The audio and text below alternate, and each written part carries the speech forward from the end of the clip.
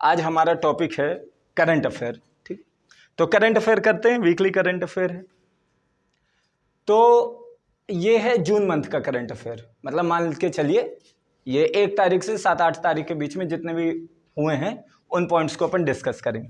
तो एक न्यूज आई है, आप लोगों को मालूम है मैनुअल स्क्वेंजिंग, वर्ड सुना है? Manual scavenging.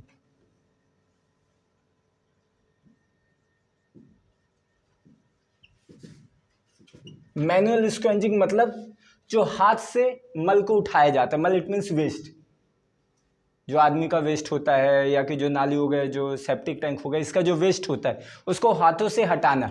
मैनुअल मतलब मैनुअल, ठीक है, जो यानी किसके द्वारा? आदमी के द्वारा किया जा रहा है, मैन के द्वारा किया जा रहा है, हाथों से द्वारा किया जा रहा है, वहां पे टेक्नोलॉजी का यूज नहीं किया जा रहा है, उसको क्या बोलेंगे? मैनुअल। स्क्वेंजिंग मतलब क्या हो जाएगा?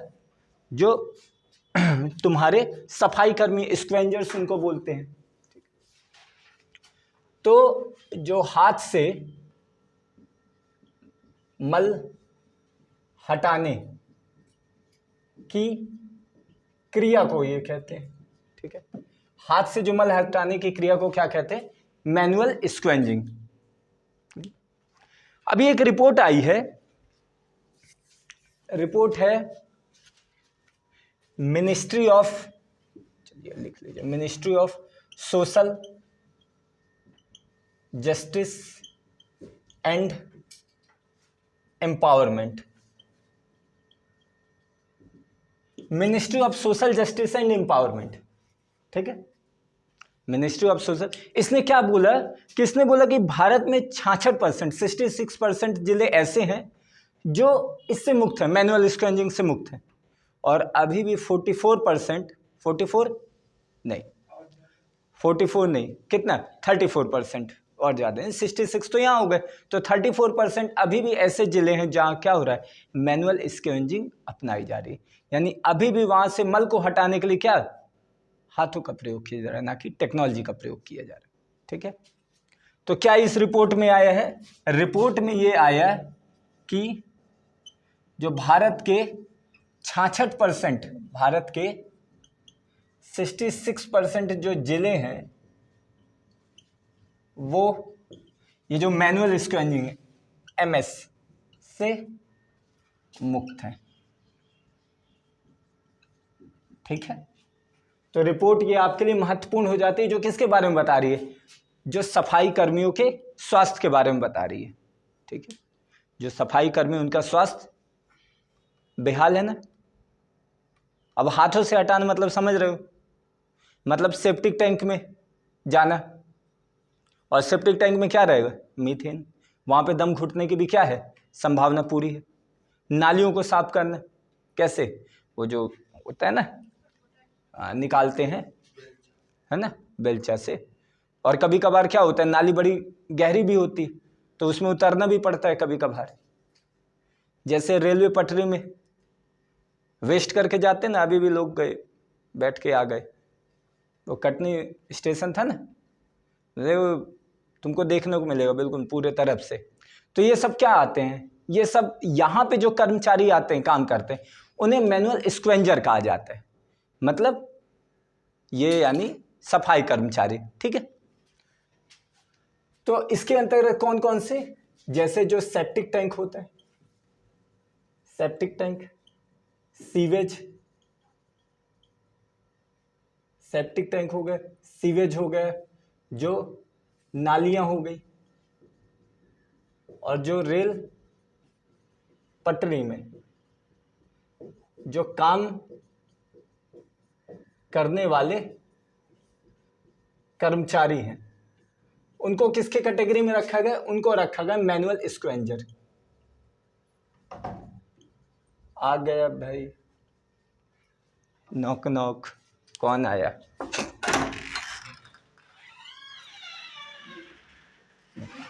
ऐसा शब्द नहीं बोलना है, ठीक है, क्लियर है। तो मैनुअल स्क्वेंजर मतलब ये सब को किसके अंतर्गत रखा जाता है? इनको रखा जाता है जो हाथ से सफाई करने वाले होते हैं ना, उनके अंतर्गत रखा जाता है, ठीक है। ये वाले जो हैं हाथ से सफाई करते हैं, तो हमारे यहाँ टोटल कितने जिले हैं? 766, 766 जिले, जिसमें 508 जिले जो हैं, 508 जिले क्या हैं? वो इससे मुक्त है, मैनुअल स्क्वेंजर से मुक्त है। ठीक है, करंट अफेयर। और एक रिपोर्ट आई 2013 से लेकर के 2019 तक, आकलन किया गया ministry of social justice and empowerment के द्वारा कि जो मैनुअल स्क्वेंजर है वो पूरे देश में उनकी संख्या कितनी है? 58,000, 58,000 कर्मचारी जो हैं किसके? मैनुअल स्क्वेंजर की कैटेगरी के अंतर्गत आते हैं। ठीक है, मतलब जो अभी भी कैसे काम कर रहे हैं? हाथों से काम कर रहे हैं, वेस्ट को हटाने के लिए, मल को हटाने के लिए हाथों से काम कर रहे हैं, 58,000 आई। हालांकि रिपोर्ट आई है कि 2019 से 2022 तक, 2019 से 20 तक अभी तक किसी की भी डेथ नहीं हुई है। ठीक है, जो मैनुअल स्क्वेंजर है जब ये काम करते हुए इनकी अभी तक किसी की भी डेथ नहीं हुई है, ये रिपोर्ट में कहा गया है। तो ये कम से कम एक अच्छी चीज़ है कि डेथ नहीं हो रही, नहीं तो अदरवाइज डेथ भी बहुत होती है। जब आप सेप्टिक टैंक में उतरते हो तो संभावना रहती है कि वहाँ पे डेथ हो जाती है अधिकांश केसेस में। 2013 से 19 तक क्या किया गया? आकलन किया गया, एस्टिमेट निकाला गया कि आखिर का जो मैनुअल स्क्वेंजर हैं जो हाथ से सफाई कर रहे हैं उनकी संख्या कितनी है। तो ministry of social justice and empowerment ने ये डाटा निकाला कि 58,000, 58,000 हमारे देश में ऐसे लोग हैं जो अभी भी क्या कर रहे हैं? वेस्ट को हाथों से हटा रहे हैं। क्लियर? तो आखिरकार ये कारण क्या है भाई?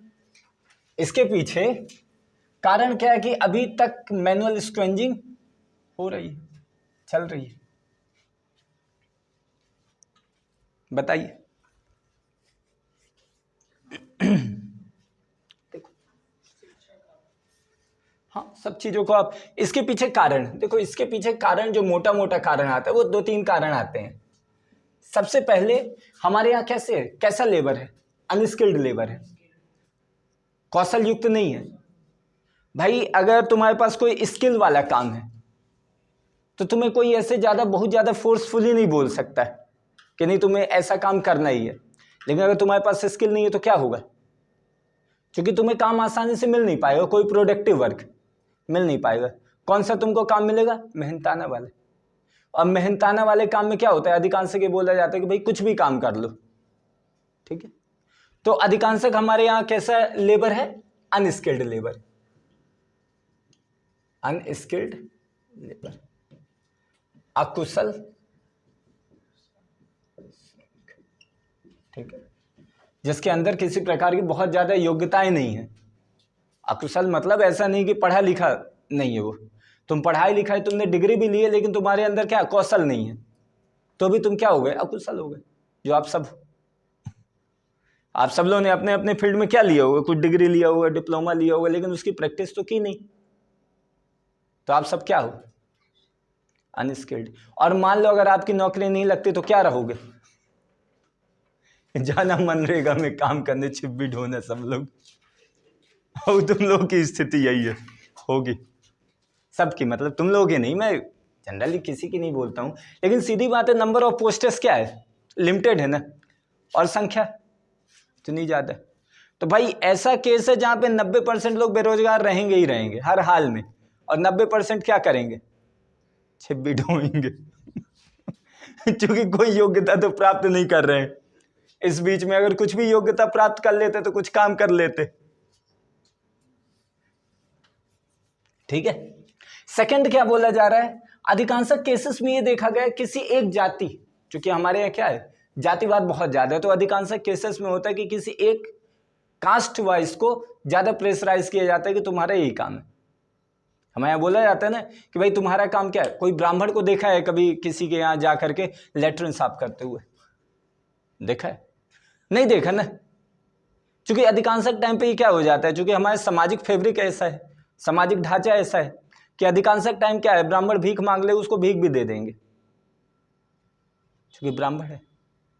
लेकिन अगर वो काम करने गए, वो सोचे कि भाई काम काम काम तो बराबर होता है, जैसे तुमने बोला ना कि भाई काम काम तो बराबर, वो भी मेहनत कर रहा है, बराबर नहीं रहेगा भाई, समाज में उसे कहीं मुंह दिखाने लायक नहीं बचेगा। तो अधिकांश केसेस में होता है कि ऐसे काम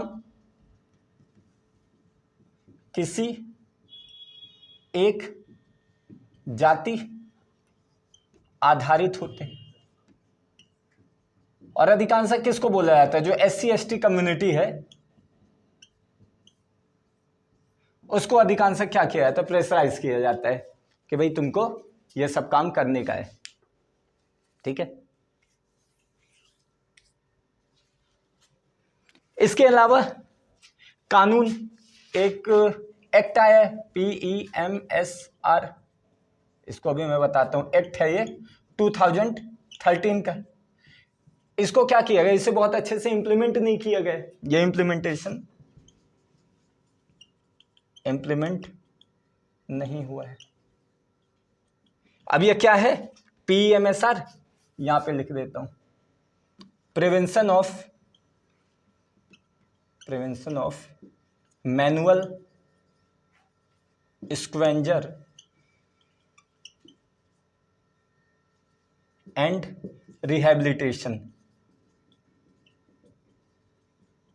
ठीक है, prevention of manual scavenger and rehabilitation act 2013, इसका मतलब अब जान जाइए।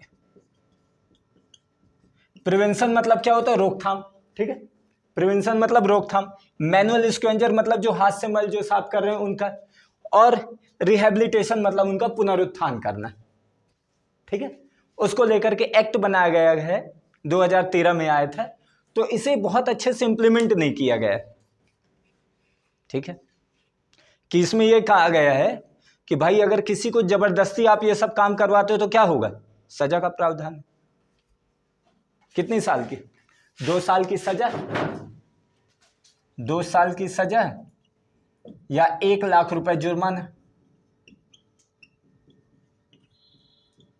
या दोनों।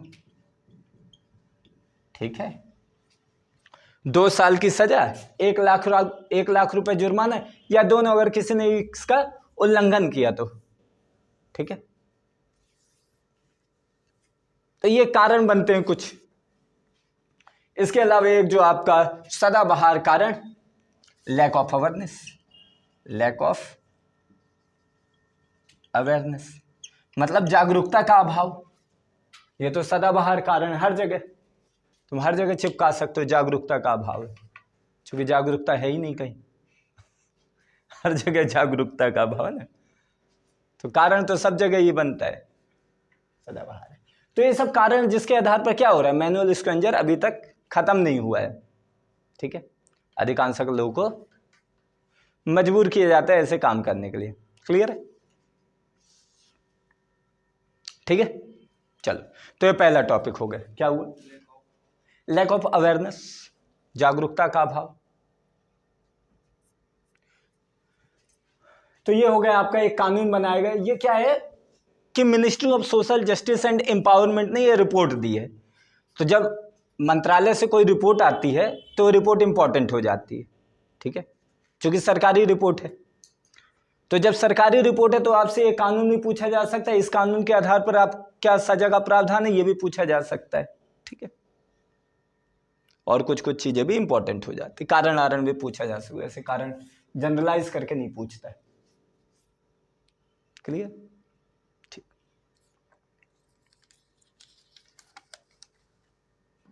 अब इसके बाद दूसरा टॉपिक करते हैं।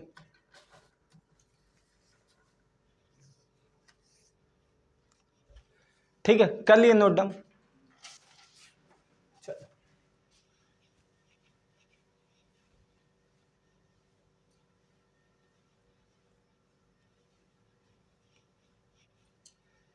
अब एक और न्यूज थी, ईरान ने क्या किया, अपना पहला,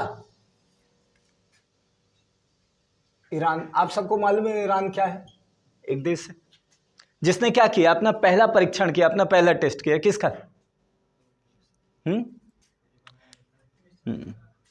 कौन सी, हाइपरसोनिक मिसाइल। ठीक है, तो ईरान ने पहला क्या परीक्षण किया है? परीक्षण किया यानी ईरान ने पहली मिसाइल बनाई है, पहली मिसाइल। कौन सी है ये? हाइपरसोनिक, हाइपरसोनिक मिसाइल, ठीक है, हाइपरसोनिक मिसाइल, जिसका नाम आप लोग लिख लीजिए, क्या है? फतह। क्वेश्चन आपसे बन जाएगा फतह क्या है, ठीक है। क्वेश्चन ये बन जाएगा कि हाल ही में सुर्खियों में रहा है ये शब्द फतह है, ये क्या है, ठीक है। तो ऐसा बोल देगा कि भाई किसी देश की आज़ादी है तो आप बोलो फतह, मतलब आज़ादी संबंधित हो सकता है ना, कुछ भी आ सकता है। तो ये याद रखिएगा, ईरान का ये पहली हाइपरसोनिक मिसाइल है। अब ये हाइपरसोनिक से मतलब क्या होता है? हाइपरसोनिक मतलब इसकी इसकी स्पीड कितनी है? इसकी स्पीड साउंड से ज़्यादा है, साउंड से ज़्यादा है हाइपरसोनिक, ठीक है। इसकी स्पीड कितनी है? साउंड से ज़्यादा। मतलब क्या? इसकी स्पीड, जो आपकी ध्वनि की तीव्रता होती है, ध्वनि की जो स्पीड होती है उसका 5 गुना है भाई साहब, याद रखिए, उसका 5 गुना है। मतलब कितनी स्पीड का है? सोचिए, ध्वनि जितनी स्पीड से चलती है उससे 5 गुना स्पीड से सुपरसोनिक मिसाइल क्या करेगी? फायर करेगी। मतलब फतह है इस मिसाइल का नाम है, ठीक। जो हाइपरसोनिक मिसाइल का परीक्षण किया उस मिसाइल का नाम क्या है? फतह। और हाइपरसोनिक मतलब होता है जिसकी स्पीड ध्वनि की तीव्रता के 5 गुना हो, ठीक है। मतलब 5 मैक। इसकी जो यूनिट होती है उसे मैक से डिनोट किया जाता है, ठीक है।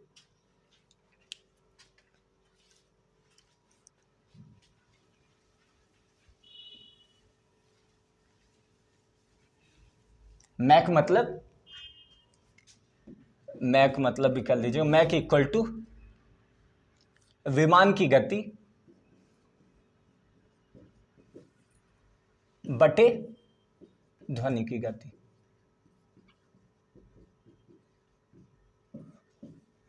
जो मतलब वो जो विमान है जिसे लेकर के जा रहे हैं उसकी गति और ध्वनि की गति, दोनों को अगर तुमने डिवाइड कर दिया तो क्या मिल जाएगा? मैक। और जैसे मैं बोल रहा हूं ध्वनि की तीव्रता का कितना है? 5 गुना है, तो इससे डिवाइड करोगे तो 5 टाइम्स आएगा, इसलिए इसको बोल रहे हैं 5 मैक। इसकी स्पीड कितनी है? 5 मैक। क्लियर है यहां से? और अगर इसको किलोमीटर में करोगे तो 6400 किलोमीटर पर आवर, यानी 1 घंटे में 6400 किलोमीटर की दूरी ये तय करेगी। सोच लो, 1 घंटे में बैठो उसी मिसाइल में और निकल जाओ, मतलब वर्ल्ड टूर में जा रहे हैं, कहीं जाकर के फट जाना।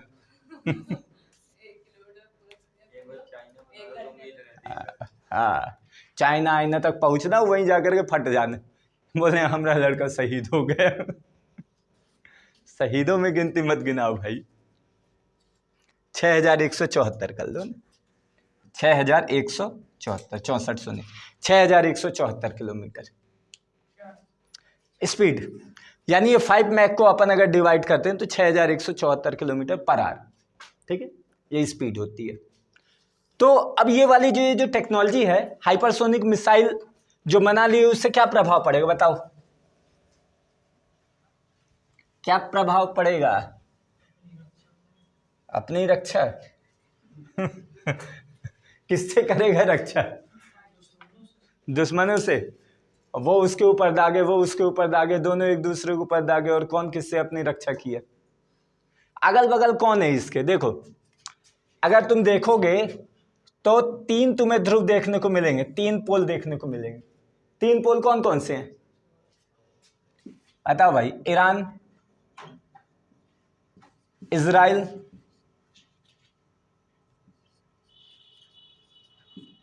थर्ड इज सऊदी अरब।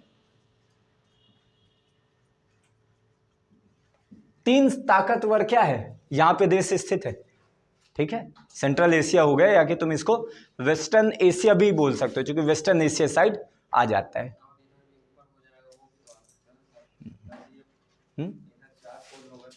अरे नहीं मेरे भाई, रसिया तो फिर बड़ा है, रसिया को तुम मतलब क्षेत्रीय शक्ति की मैं बात करूं कि जो तुम्हारा वेस्टर्न एशिया है, जो सेंट्रल एशिया में 3 मेन पावर हैं।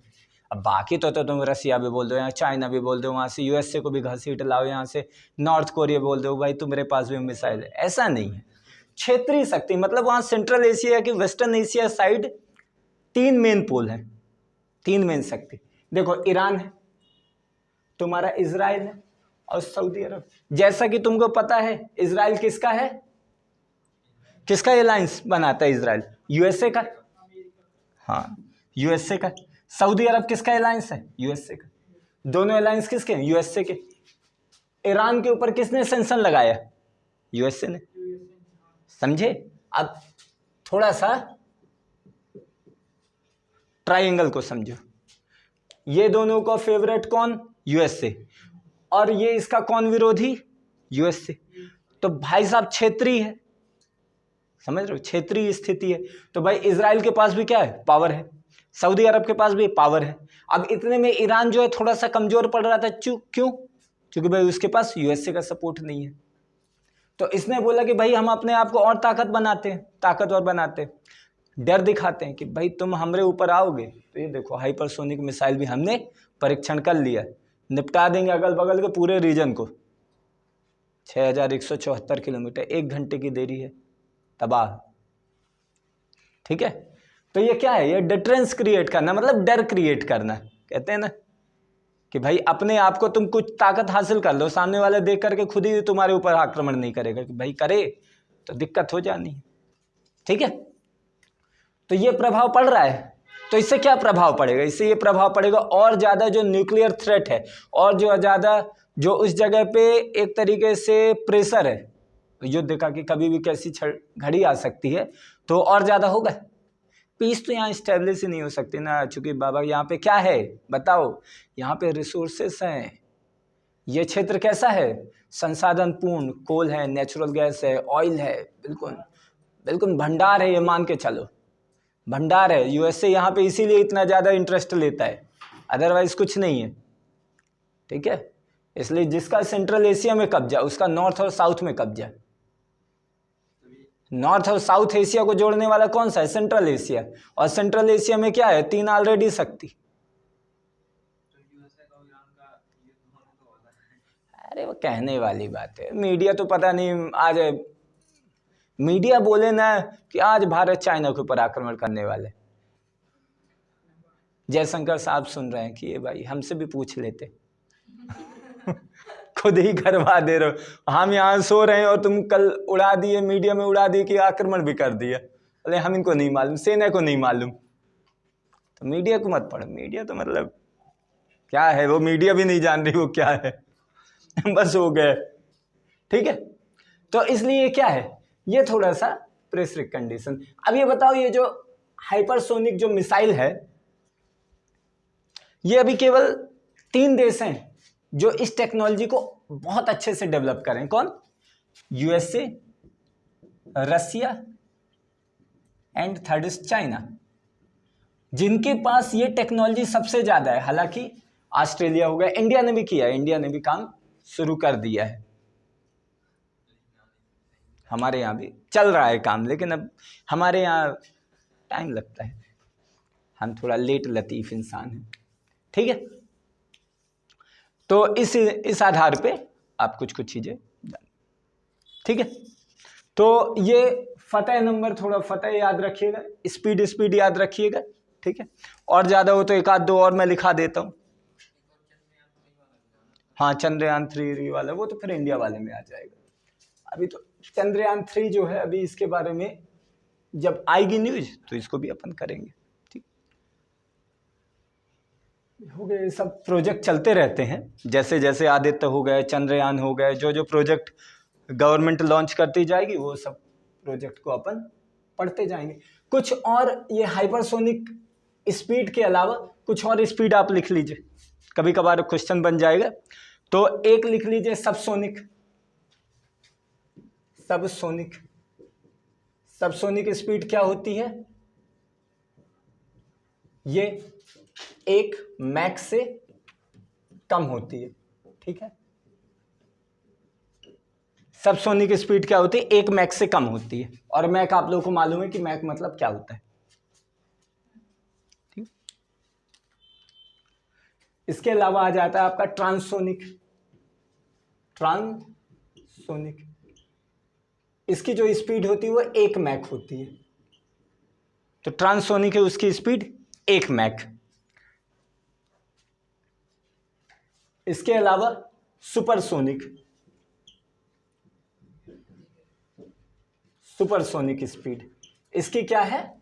1 मैक से अधिक, 1 मैक से अधिक स्पीड होती है, ठीक।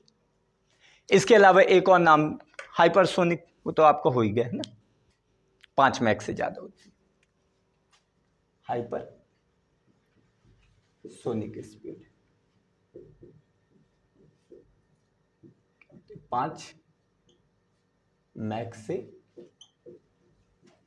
अधिक। क्लियर है? तो ये स्पीड भले आप याद रखिएगा, क्वेश्चन आपसे पूछ देगा, तो ये थोड़ा आपका फैक्चुअल वाली डिटेल है जो क्वेश्चन आपसे बन सकता है, ठीक। तो ये सेकंड टॉपिक आपका कंप्लीट हो गया, कर लिए सब। अब एक थर्ड टॉपिक अपन लेते हैं, ग्लोबल इकोनॉमिक प्रोस्पेक्ट रिपोर्ट। ये जारी की गई है, रुकिए अभी लिख देता हूं।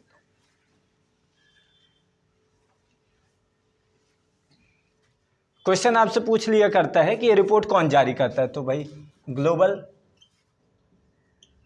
Economic prospect report, global economic prospect report, इसे जारी किया गया किसके द्वारा? वर्ल्ड बैंक के द्वारा। क्वेश्चन सबसे पहले ही आ जाएगा कि इसे किसके द्वारा जारी किया जाता है? Global economic prospect report. Prospect मतलब क्या होता है? संपन्नता, ठीक है। प्रॉस्पेरिटी और प्रोस्पेक्ट एक ही उसमें आ जाते हैं। तो ग्लोबल इकोनॉमिक प्रोस्पेक्ट रिपोर्ट यानी जो वैश्विक आर्थिक संपन्नता रिपोर्ट, उसे कौन जारी कर रहा है? World bank. और कितने बार? यानी साल में 2 बार जारी करती है, ठीक है। वर्ष में कितने बार जारी करती है? 2 बार। तो क्वेश्चन ये भी आपसे बन जाएगा कि वार्षिक है कि छमाही है कि पंचवर्षीय है, तो याद रखिएगा ये छमाही है। छमाही मतलब साल में 2 बार इसको आप जारी करते हो। और कब जारी होती है? तो 6 महीने, जनवरी और जून। तो ये जून का महीना चल रहा है, तो ये अब जारी हो गया। तो वर्ष में 2 बार, जनवरी एंड जून के मंथ में जारी की जाती है। अब इस रिपोर्ट में खास क्या था? अब ऐसा कुछ खास रहता नहीं है रिपोर्ट में, वही बातें वही रिपीट करते हैं। इन्होंने बोला जो ग्लोबल इकॉनमी है, ग्लोबल इकॉनमी है वो क्या करेगी? इस साल स्लो डाउन रहेगी, स्लो डाउन रहेगी। और बोले जो भारत की इकॉनमी यानी इंडिया की जो जीडीपी है वो 6.3% के रेट से बढ़ेगी, ठीक है। ये 2 चीज रिपोर्ट में बोला गया, एक ग्लोबल इकोनॉमी के बारे में और एक इंडिया की इकोनॉमी की। भाई इंडिया की जो जीडीपी क्या है 6.3%, इसमें प्रगति भी बोल रहा है और बोल रहा है कि इतना हो भी सकती है, ठीक। 6.3% के रेट से क्या होगी? बढ़ेगी। जीडीपी मतलब क्या हो जाता है? Gross domestic product. मतलब कि बताओ भाई कोई, सकल घरेलू उत्पाद मतलब घर में बने, तुम्हारे घर में, हाँ घर में, देश में जो बने 1 वर्ष के अंदर अंतिम वस्तुओं और सेवाओं का मूल या कि उत्पाद, ठीक। 1 साल के अंदर जितना गुड्स एंड सर्विस का क्या हो रहा है? प्रोडक्शन हो रहा है, उसे क्या बोलोगे? जीडीपी बोलोगे, ठीक है। आप थी ना यार? अच्छा नहीं थी, ठीक। तो हमने तो पूरी इकॉनमी में जीडीपी बोला है। इकॉनमी जीडीपी के बिना चल ही कैसे सकती है, ठीक। तो क्लियर है, ये रिपोर्ट है। तो रिपोर्ट कभी आपसे रिपोर्ट पूछ दे या कि रिपोर्ट में कौन सा निष्कर्ष है, केवल इतनी ही चीज इंपॉर्टेंट है। अब इसके अंदर बहुत सारी बातें करना कोई उतना ज्यादा उचित नहीं है। क्लियर है। अब एक और न्यूज आई, अंतर्दृष्टि, नाम सुना है? अंतर्दृष्टि एक डैशबोर्ड लॉन्च किया है आरबीआई ने। इसको मैं बताता हूं। एक न्यूज में रहा है अंतर्दृष्टि,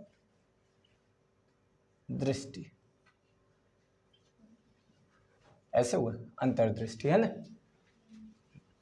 अंतर्दृष्टि क्या है? ये एक डैशबोर्ड है।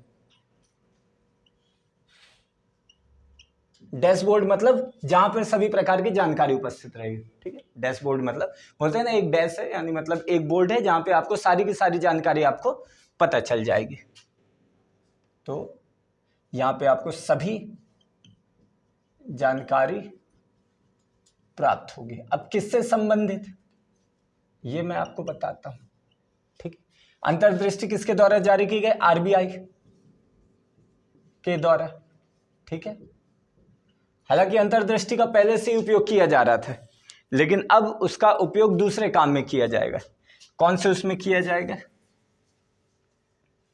यह देखने के लिए कि हमारे देश में फाइनेंशियल इंक्लूजन कितना है, इसको भी मैं बताता हूं कि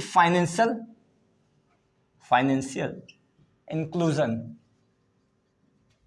का आकलन करने के लिए, का एस्टिमेट निकालने के। फाइनेंशियल इंक्लूजन मतलब होता है वित्तीय समावेशन, ठीक है। यानी वित्तीय समावेशन का आकलन करने के लिए क्या, एक अंतर्दृष्टि नाम का एक डैशबोर्ड लाया गया है, जहां पे क्या रहेगा? फाइनेंशियल इंक्लूजन का आकलन किया जाएगा कि भाई फाइनेंशियल इंक्लूजन, वित्तीय समावेश। वित्तीय समावेश मतलब क्या होता है? समावेशन मतलब इक्वालिटी, समानता, सब मिलाना। फाइनेंशियल मतलब वित्तीय, मतलब सभी के पास क्या हो? सभी के पास वित्त के साधन उपलब्ध हो, वित्तीय नॉलेज हो, फाइनेंशियल नॉलेज होना चाहिए, फाइनेंशियल लिटरेसी होनी चाहिए, सबका अपना बैंक में अकाउंट हो और उस अकाउंट में पैसा हो, और सब लोग क्या हो? आत्मनिर्भर बने। यही वित्तीय समावेशन का है ना रोल, इसके अलावा थोड़ी कुछ रहेगा, ठीक है। तो वित्तीय समावेशन मतलब क्या होगा? यहां पे ऐसा थोड़ा थोड़ा सा वैसा लिख दो कि मतलब फाइनेंशियल लिटरेसी मतलब वित्तीय साक्षरता। भाई साहब, आपको पता होना चाहिए कि आप पैसा कहां पे निवेश करोगे तो उसका कितना आपको प्रॉफिट मिलेगा और कितना आपको लॉस होगा, ठीक है। मतलब जो आप म्यूचुअल फंड में आप निवेश करना चाहते हो, आपको उसके बारे में जानकारी होनी चाहिए। साथ में बैंक अकाउंट सबका हो, और सब क्या हो? सेल्फ डिपेंड हो, आत्मनिर्भर बने। ये इसका कुछ बेसिक फंडा रहता है फाइनेंशियल इंक्लूजन, ठीक है। मतलब मैं क्या बोल रहा हूं? पहला फाइनेंशियल लिटरेसी होना चाहिए, वित्तीय साक्षरता होनी चाहिए कि आपको पता होना चाहिए कि आपका पैसा कहाँ सेफ है, आपको कहाँ पैसा निवेश करना है, आपको पैसा कहाँ पे लगाना है, कितना यूज करना है, ठीक है, कौन सा एसेट खरीदना है, कौन सा एसेट नहीं खरीदना है। बैंक अकाउंट यानी आपका अपना बैंक अकाउंट होना चाहिए, जिसके तहत क्या किया है? जनधन योजना गवर्नमेंट ने लाया ना, जनधन योजना। आधार से आपके बैंक अकाउंट को लिंक करना, आधार कार्ड सबका है, आधार से बैंक अकाउंट और पैन कार्ड दोनों को लिंक करना। तो इससे क्या होगा? जितने भी आधार कार्ड हैं आपको और प्रॉपर जानकारी मिलेगी। साथ में बोला है सेल्फ डिपेंडेंसी। भाई जब आपके अकाउंट में पैसा रहेगा और आपको वित्तीय ज्ञान रहेगा, आपको पता रहेगा, तो आप सेल्फ डिपेंड रहोगे, ठीक है। तो इसको बोलते हैं क्या? वित्तीय समावेशन, इसको बोलते हैं फाइनेंशियल इंक्लूजन।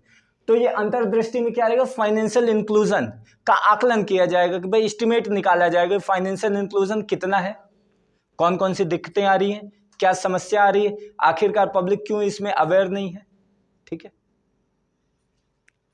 और साथ में ये भी देखा जाएगा कि फाइनेंशियल एक्सक्लूजन के कारण क्या है। एक्सक्लूजन मतलब कि भाई लोग बहुत ज्यादा उसमें मिल नहीं पा रहे हैं, एक्सक्लूड है यानी बाहर है, तो उसके पीछे कारण क्या है। क्लियर?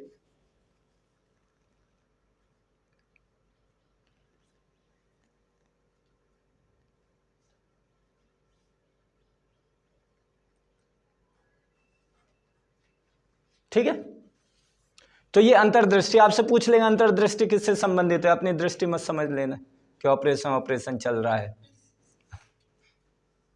ठीक है, हाँ नहीं बिल्कुल है ना। अगर किसी ने नहीं पढ़ा तो इसको समझ ही नहीं पाएगा, ये क्या बोले आरबीआई क्यों दृष्टि बांट रही है, ऐसा क्या आ गया आरबीआई के पास, समाज सेवा में आ गई। ठीक है, क्लियर है। तो ये हो गया आपका फाइनेंशियल इंक्लूजन वाले। तो अब कुछ और टॉपिक डिस्कस कर लेते हैं। अब इसके बाद एक इंपॉर्टेंट है वरुणास्त्र, नाम सुना है अभी? ये सब अभी की न्यूज है, मतलब एक हफ्ते के अंदर की न्यूज है। ठीक है, मतलब आपको लेटेस्ट में दिखा रहा हूं, लेटेस्ट माल जो आया है वही मैं आपको दे रहा हूं कोई बात ही नहीं। तो एक आया वरुणास्त्र। वरुणास्त्र क्या है? ये एक जो हमारी नेवी है, इंडियन नेवी है, इंडियन नेवी के द्वारा क्या किया गया, एक सफल परीक्षण किया गया है। ठीक, एक टॉर्पेडो है, एक सफल परीक्षण इंडियन नेवी के द्वारा, इंडियन नेवी के द्वारा एक सफल परीक्षण क्या है, जो एक वेपन है आपका, वॉरहेड्स है, वॉरहेड्स टॉर्पेडो। ठीक है, वॉरहेड्स टॉर्पेडो मतलब क्या होता है, समुद्र के अंदर जो आप लेकर के जाते हो ना अपना पोत, आप लगा लेते हो और फिर उसके बाद भी क्या आप मारक क्षमता आप कर सकते हो। ठीक, क्योंकि नेवी में भी लड़ाई होती है, मालूम, नेवी फोर्सेस भी होती है। तो ये एक वरुणास्त्र आपसे पूछ लेगा, वरुणास्त्र है क्या? क्लियर है? तो वरुणास्त्र क्या है? क्लियर है? टॉर्पेडो, टॉर्पेडो वॉरहेड्स मतलब एक तरीके का मिसाइल है। ठीक है, जिसे यानी इसका सफल परीक्षण किया गया है। इसके माध्यम से क्या किया जाएगा, ये जो है ये 200 मीटर की गहराई तक पानी के यानी जो समुद्र के अंदर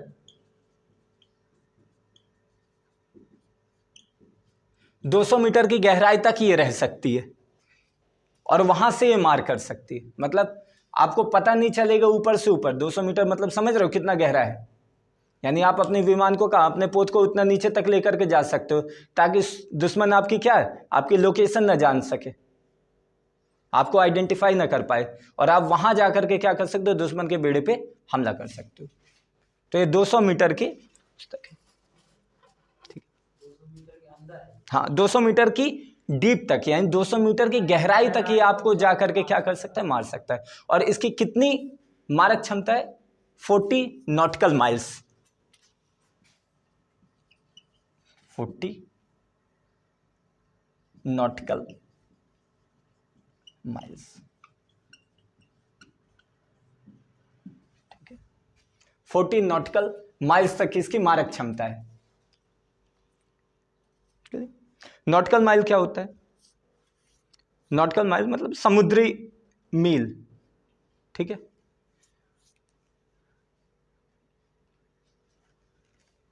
क्लियर?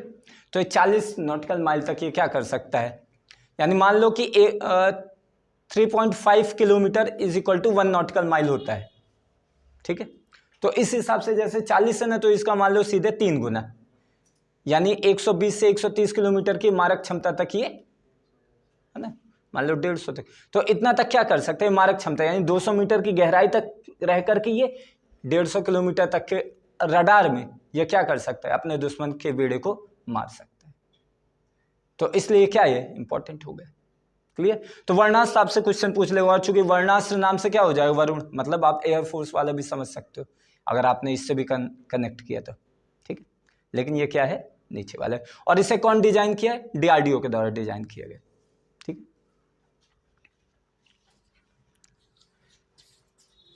इसे डिजाइन किया गया है डीआरडीओ के द्वारा, डीआरडीओ के विशाखापट्टनम के वाईजैक वाले यूनिट के द्वारा, विशाखापट्टनम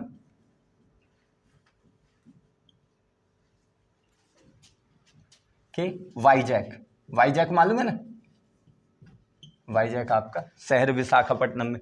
तो वहां पे क्या किया गया, वहां के एक यूनिट के द्वारा इसको डिजाइन किया गया, ठीक है। तो ये क्वेश्चन बन सकता है कि किसके द्वारा इसको डिजाइन किया गया, किसको बनाया गया, तो डीआरडीओ के विशाखापट्टनम के वाईजैक वाली यूनिट के द्वारा, ठीक है। और डीआरडीओ मतलब बताओ भाई, डीआरडीओ मतलब डिफेंस रिसर्च है ना, defence research and development organisation, याद रखें ना, डिफेंस से संबंधित defence research and development organisation, लिख भी लीजिए ज्यादा हो तो। डीआरडीओ मतलब डिफेंस एंड डेवलपमेंट ऑर्गेनाइजेशन,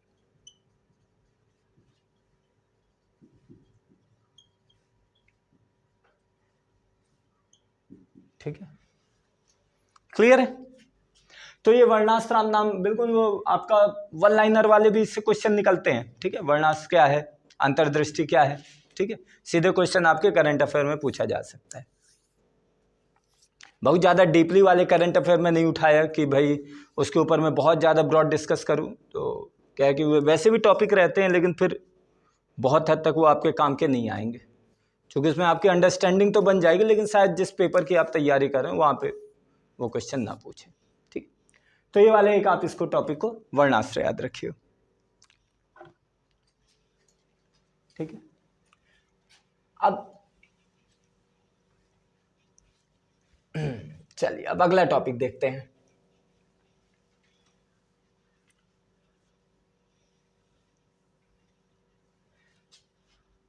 अब एक और चीज न्यूज में अभी आई, एक रेलवे स्टेशन पीटर मैरिट बर्ग रेलवे स्टेशन, कुछ याद आ रहा है इससे,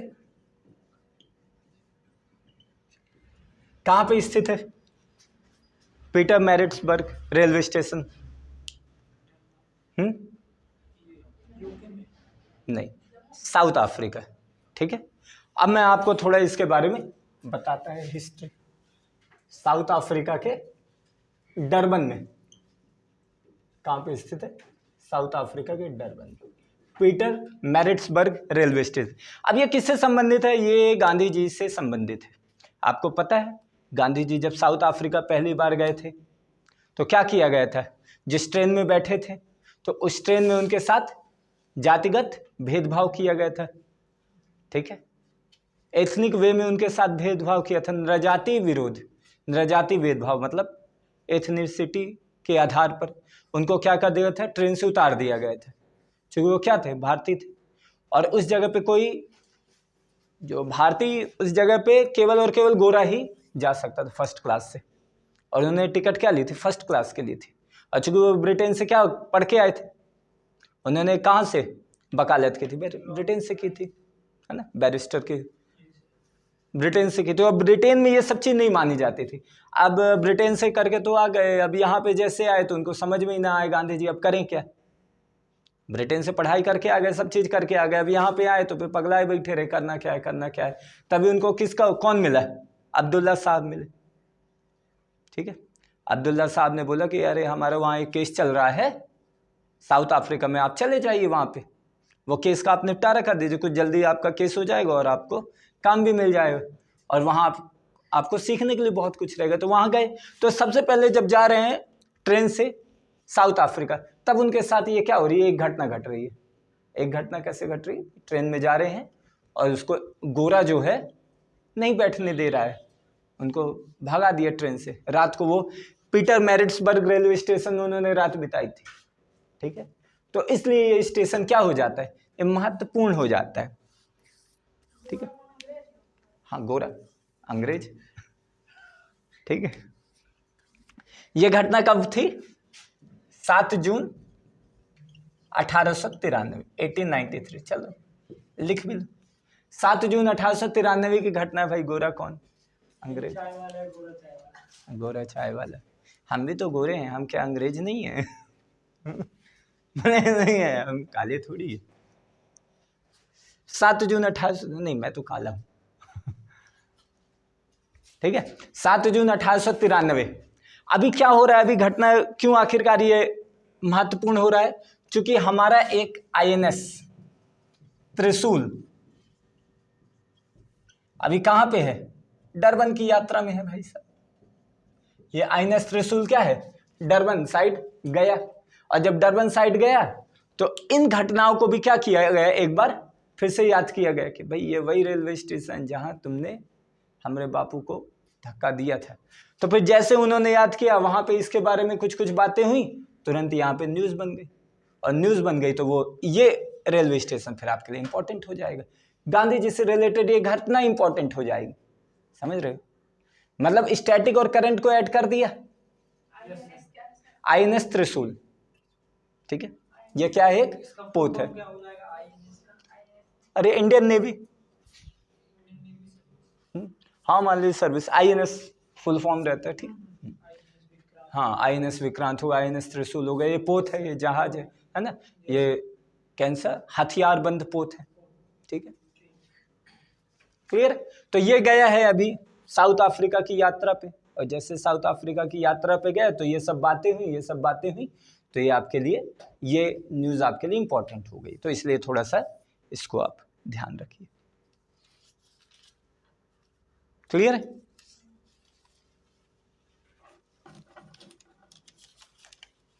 अब इसके बाद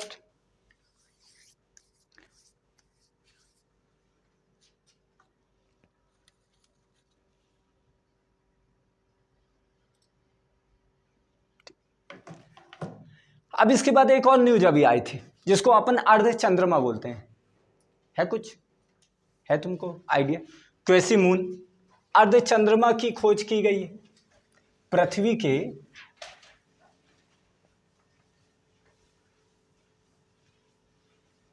इसको मैं आपको बताता है, एक अर्ध चंद्रमा की खोज की खगोल शास्त्रियों के द्वारा। अर्ध चंद्रमा मतलब क्वेसी मून, मतलब ये एक क्षुद्र ग्रह है, एक ये क्या है, एस्ट्रॉइड है।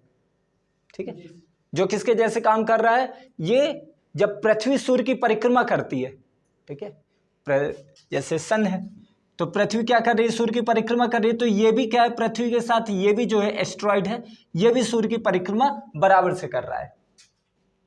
ठीक है, तो अभी ऐसे एक क्षुद्र ग्रह का पता चला है, और उसको इसलिए कहा जाता है अर्ध चंद्रमा, मतलब पृथ्वी के साथ कर रहा है पूरा गति, मतलब पृथ्वी का सैटेलाइट हुआ, लेकिन चंद्रमा जैसा नहीं, इसलिए इसको अर्ध चंद्रमा की उपाधि दी गई। ठीक है, मून नहीं है, एक क्षुद्र ग्रह है, इसलिए इसको क्या दिया गया, अर्ध चंद्रमा की उपाधि। तो वो नाम आपके लिए इंपॉर्टेंट है। 2023 FE13, 2023 FE13 ये नाम दिया गया है। ठीक है, इस अर्ध चंद्रमा का ये क्या है, एक क्षुद्र ग्रह जो क्या करता है, पृथ्वी के साथ समानांतर रूप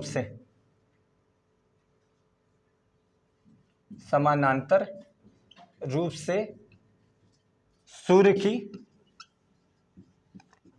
परिक्रमा करता है। ठीक,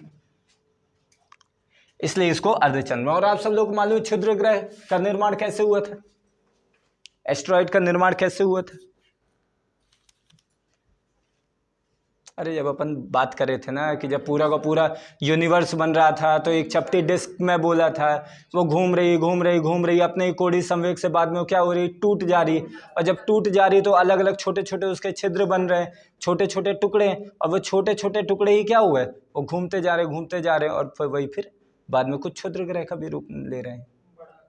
ठीक है, तो ऐसे ही वो भी क्या कर रहे हैं, वो भी ग्रह के साथ क्या कर रहे हैं, वो भी चक्कर लगा रहे हैं, किसका, सूर्य का।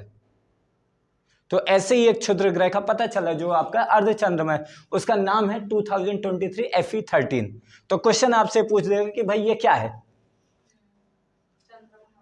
अर्धचंद्रमा ना, तो आप बोलोगे ये भैया ये DT है, ये 2023 FE ये क्या है। हाँ हाँ ठीक है, ओ जो नहीं समझे वो कुछ भी समझेगा। क्लियर है। और एक 2016 में ऐसे ही और एक उपग्रह की खोज की थी, उसका नाम है कामोओलेवा। एक और नाम लिख लीजिएगा, 2016 में ऐसे ही कामोओलेवा नामक एक और उपग्रह की खोज की थी, जो किसका, पृथ्वी का उपग्रह है। नाम थोड़ा सा इंपॉर्टेंट हो जाता है। कामोओलेवा नामक एक और उपग्रह की खोज की थी, कब की थी, 2016 में, 2016।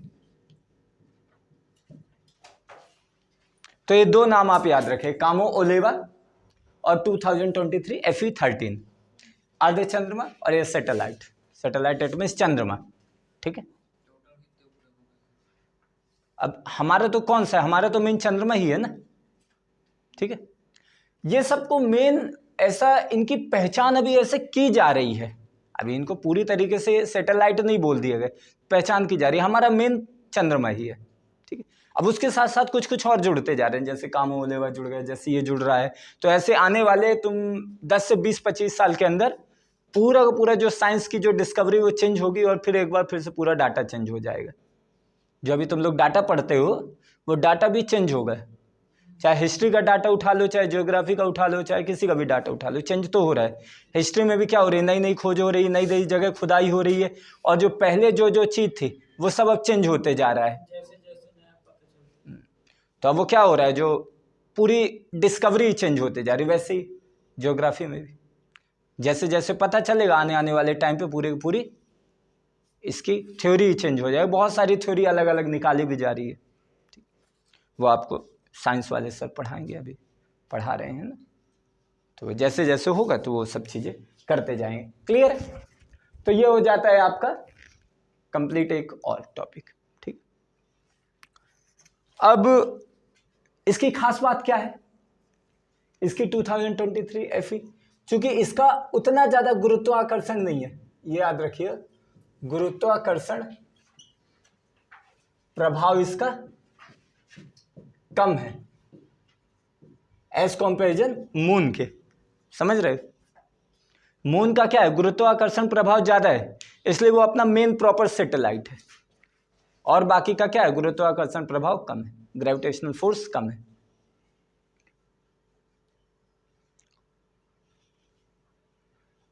तो ये हो जाता है आपका 2023 FE13।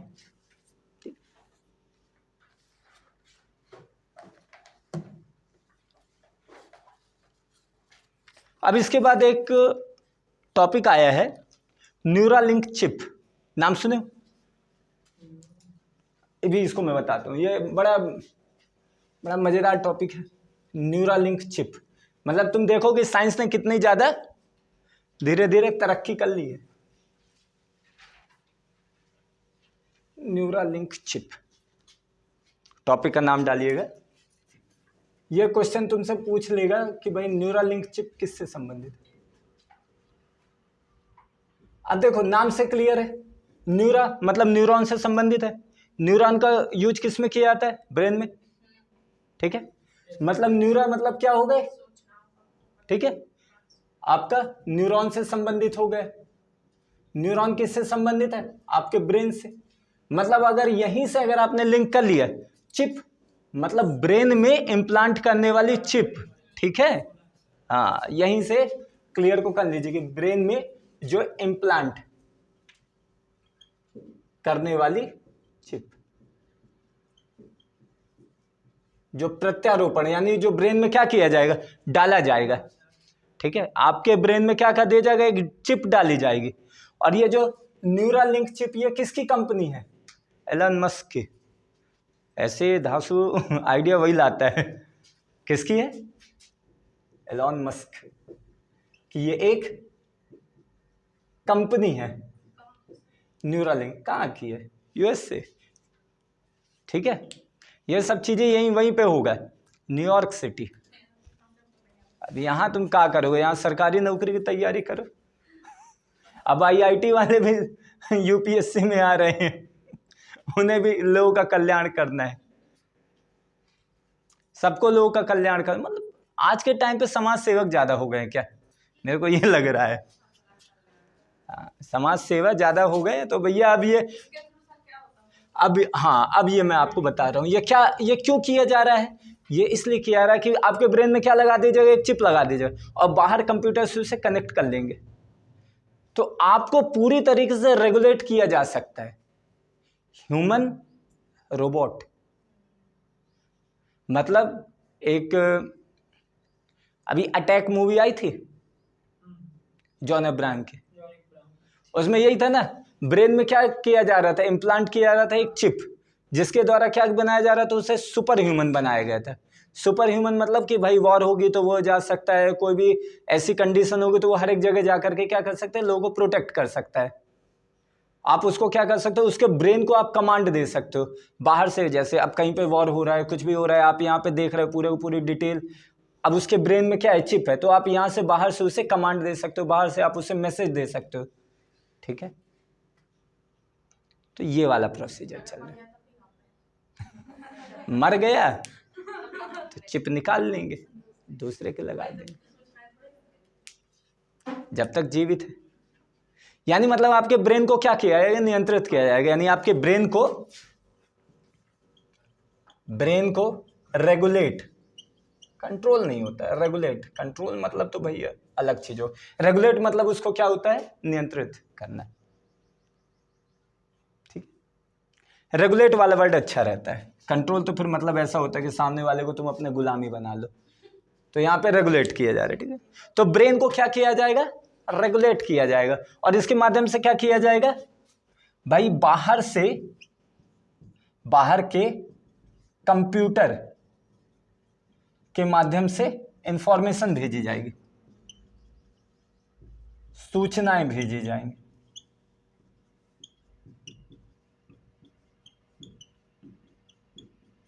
और ऐसा कहा जा रहा है कि इससे क्या होगा, इससे जो बहुत सारी जो बीमारी भी होती है, बहुत सारी बीमारी कैसी होती, एक ऑटिज्म नाम की बीमारी सुने हो?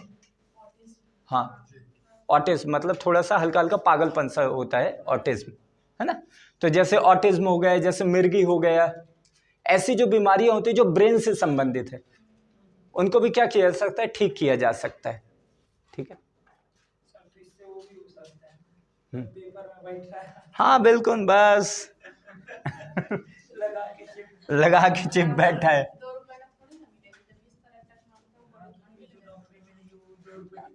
हाँ हाँ, तुम भी तो भाई समाज सेवा में ही जा रहे हो ना, कि भैया मिल जाएगा पैसा, चिप लाएंगे, सब लोगों को बांट देंगे, सबका उद्धार, सब पेपर निकालो। ऑटिज्म हो गए, मिर्गी जैसी जो बीमारियां हैं, उसको भी क्या किया जाएगा, ठीक किया जा सकता है। तो ठीक है भाई, और साथ में जो आपका जो ब्रेन ट्रांसप्लांट होता है वो वाली प्रोसेस भी हो जाएगी। ठीक है, क्योंकि ब्रेन क्या है, बहुत ज्यादा नाजुक चीज है, तो इसलिए क्या आपका न्यूरल लिंक चिप इंपॉर्टेंट हो जाता है। न्यूज में चल रहा था ये, तो इसलिए मैं बोला कि इसको भी मैं करा ही देता हूँ। अरे मैं सब देख डालता हूँ, पर्याप्त खाली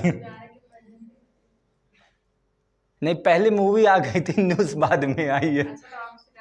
हाँ उससे कनेक्ट। ठीक है, तो ये हो गया, क्या हुआ, हाथ दिखा दिए, हो गए। पेशेंस लेवल खत्म, कितने हो गए, 1 घंटे की हो गई, चलो ठीक है, तो यहीं पे बंद करते हैं, फिर उसके बाद दूसरे। तो भाई चलो, ये करंट अफेयर का पार्ट 1 हो गया, इसके बाद पार्ट 2 डिस्कस करेंगे। तो ये वीकली करंट अफेयर है, आप सब लोग जुड़े रहिए, देखते रहिए। तारक मेहता का थोड़ी शो है कपिल शर्मा का शो, तारक मेहता का शो, भाई इसी तरीके वही बोलता है। ठीक है भाई, देखते रहो अगले वीडियो में।